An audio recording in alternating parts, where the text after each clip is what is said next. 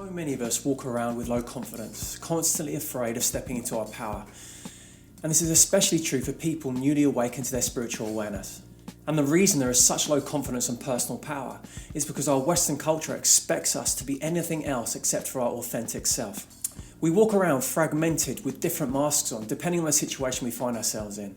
To be accepted as a perceived normal, no one inherently is. Whether you felt imposter syndrome, self-doubt, that inner talk, that's the type of thing that comes up. And this is what I mean by that low self-confidence and low ability to step into your personal power. But here's a wake-up call for you. It's impossible to materialise your self-confidence and personal power whilst perceiving through the same lens. It requires us to open up to new perspectives and wisdom. The spiritual path is a lonely one, but there is a wisdom available to each of us if we choose to use it. In particular, indigenous culture can offer us a richness that can help us balance our modern life. So in this video, I'm going to teach you where self-confidence and personal power actually comes from. I'm going to show you why we need to incorporate indigenous wisdom to help add balance to our modern life. And I'm going to teach you 4 powerful perspectives that's going to allow you to perceive your life in new, incredible ways. That's going to help you build self-confidence and step into your personal power quickly. I can tell you firsthand how life-changing using indigenous wisdom is into your life. My spiritual awareness came from giving end-of-life care to my mother, and 2 years after that, I was given a serious health diagnosis. Something deep within me knew that something was missing with regards to the Western medical perspective that I was being told. Bearing in mind that I had gained a master's in science and I was working in Olympic sport, so I value science very, very much. I trusted myself and I worked closely with a shamanic practitioner who has now become a dear friend.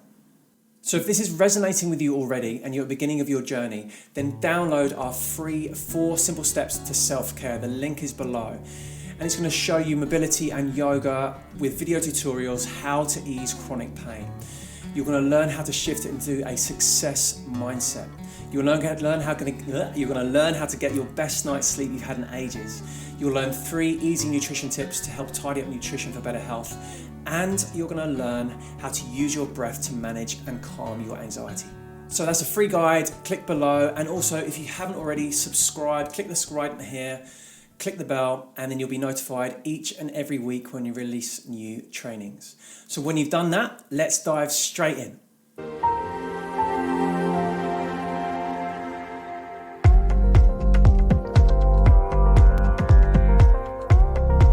Welcome back to another episode. I'm Richard Hussaini. I'm a coach, speaker, and here to support you along your path to personal mastery. So straight away, I want to define self-confidence and personal powers just to make sure that we're all on the same page. Now, self-confidence is defined as when you accept and trust yourself and believe in your own abilities and skills. So whether that resonates with you or not, that's kind of where I think about when I talk about self-confidence. And then when we look at authentic personal power, that is your ability to influence on a variety of levels. Whereas personal power could be perceived as negative, kind of how society paints power, as it could be aggressive, it could be dominating over someone else, it could be at the expense of someone else. And that's just not true. That's not what personal power is all about. This is a misunderstanding of personal power, and I think leads to many people stepping away of not wanting to step into their power because they have those negative connotations around power and abuse and dominating over someone else, but that's just simply not true. If you feel uncomfortable about talking and thinking about stepping into your personal power, it's time to clear that up. There is nothing wrong with authentic power, so I want to give you an extra definition to what authentic personal power is. An authentic personal power is your own ability to stand in your own soul truth no matter what. And I think that's the crucial part, no matter what. It's very pure, it's very natural, compassionate, and uplifting. It's important to say that self-confidence and personal power is multifaceted in nature, and the majority of advice you see out there is just focusing on psychology, whereas the foundation to self-confidence and personal power is built within our energy system. I'm not going to talk today about energy centers and working with your energy centers because I've spoken about that in 2 recent videos, which you can find here. The first video here is a deep dive into what energy is, what your energy centers are, what happens when they get blocked within you, and how to unblock them. The second video is a 30-minute guided practice to help you balance, align, and unblock your own energy centers. So go check them out after this one. Okay, the second part to today's video is why we need to incorporate indigenous wisdom into our lives. And simply saying we've lost our way, we've become disconnected from nature and our intuitive wisdom. And if you spend any time watching nature, you'll see that change is the only constant. Adaptation is the glue that keeps nature balanced. The seasons come and go, the changes that happen to animals, to trees are just unmistakable. Yet our Western culture makes no changes at all. Our to-do lists keep going, our workload keeps going, and keeps stimulating an already taxed nervous system. We just don't accept the change around us, despite feeling that deep intuitive wisdom to slow down. Yet intuitive wisdom is at the heart of who we are as spiritual beings. And this is why indigenous cultures don't sense a need to improve themselves. Our disconnection from our spiritual nature leaves us with a sense of lack and the reason why we perceive challenges in life as problems. Yet there is such a strength in understanding the richness and wisdom of indigenous cultures to help us strike a balance with our modern life. The most obvious of qualities with regards to indigenous cultures is that they are keen observers of nature. They understand that the survival of a bee is best met at the high level of the hive, and they understand that the survival of an ant is best met at the level of the colony. To them, beehives and ant colonies are simply examples of how life seeks higher order and complexity through collective beings we call, or we know as, beehives and anthills. Okay, the third part to today's video is the 4 powerful perspectives that will help you build self-confidence and personal power quickly.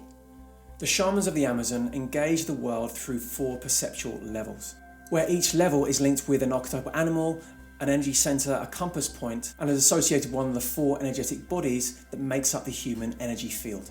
When a shaman wants to solve a problem, they work up higher levels of perception where solutions are readily available. So simply saying, they solve their problems like bees from the level of the hive. So the 4 levels of perception begins with serpent and really the physical world or our body. The second level of perception is the jaguar and the realm of ideas and thoughts or level of the mind.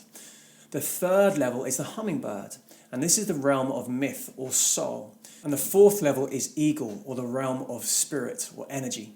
So when we learn how to shift our perception through these different levels, we begin to change our challenges that we face. So on one level we see problems, on another level we begin to see opportunities.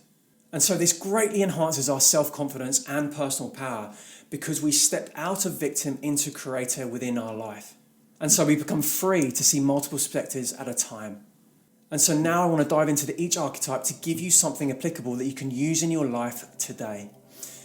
So the first level is the physical body, the physical world, as represented by the serpent. And the serpent is an instinctual creature whose extraordinary senses can tell it where there's food or where there's danger. And so similarly in the physical world, we humans rely on our senses to give us a picture of ourselves and the world. So with the problems in your life, when you see them through just this level of serpent, you look to change or try and come up with a solution through the physical. So you may change the job, or you may look to change your partner, or in some instances, you'll look for an affair to solve that internal world, that inner problem. Some more examples would be if you have pain in your body, you'll reach for medication. Or if you see a toddler playing up, you'll look to punish them. Often these solutions are too simplistic at the level of serpent.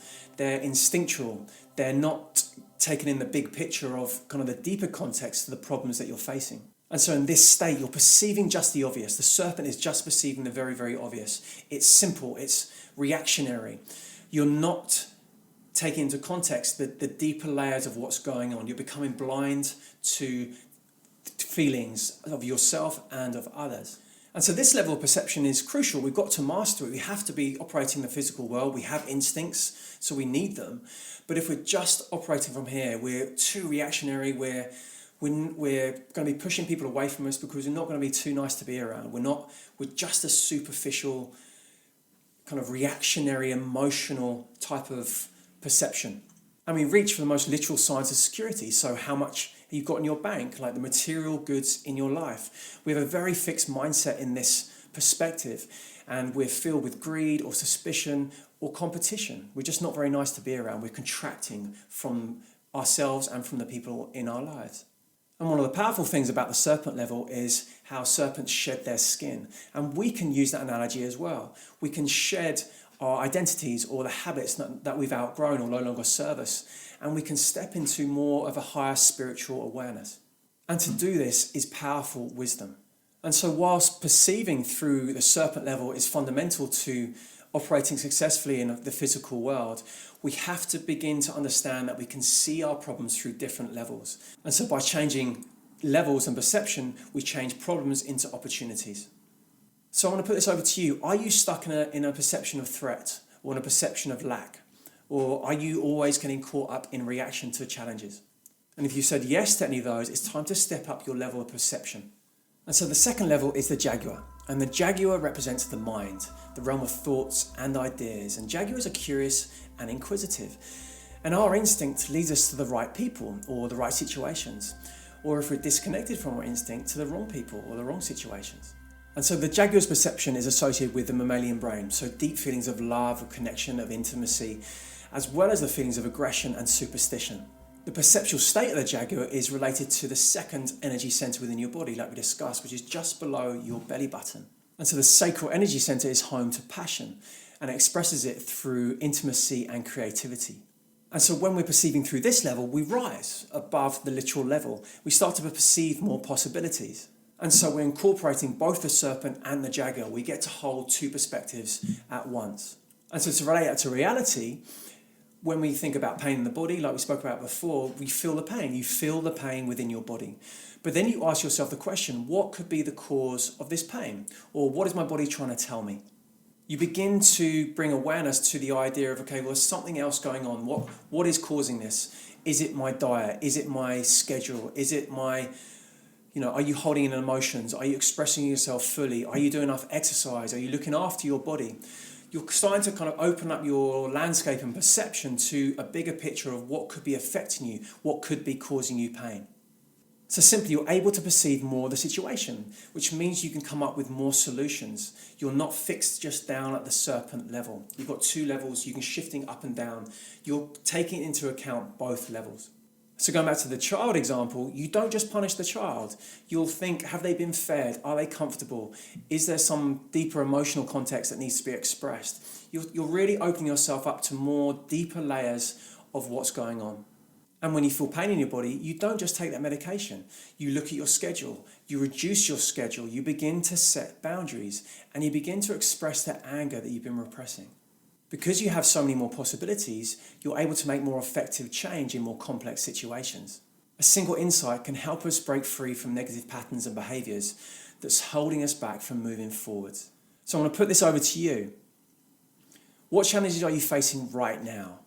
How can you apply the perception of jaguar to this challenge?